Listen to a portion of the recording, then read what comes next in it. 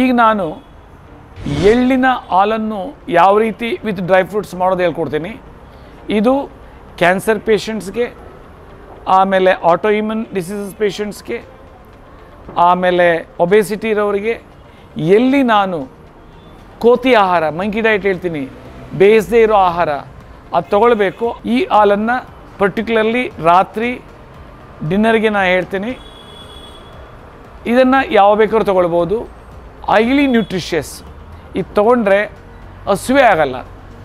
So ಈಗ ಇದು ಯಾವ ರೀತಿ ಮಾಡಬೇಕನ್ನೋದು ತೋರಿಸ್ತೀನಿ. Almond, sesame, cashew nut, dates, cardamom powder. Once you mix it, it will become sesame milk.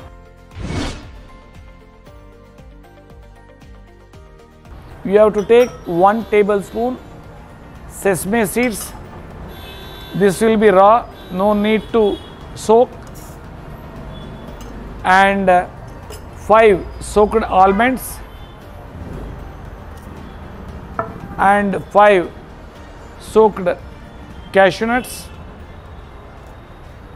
and 1 big date and cardamom powder, 2 pots and water.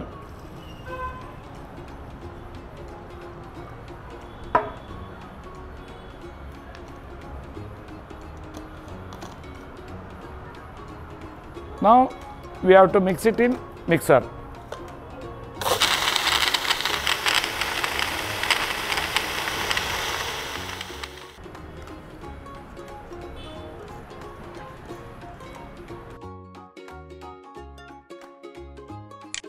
ಇದು ಎಳ್ಳಿನ ಹಾಲು.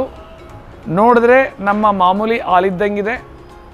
ಇದು ತುಂಬ ಪೋಷಕಾಂಶ ತತ್ವಗಳಿರೋದು.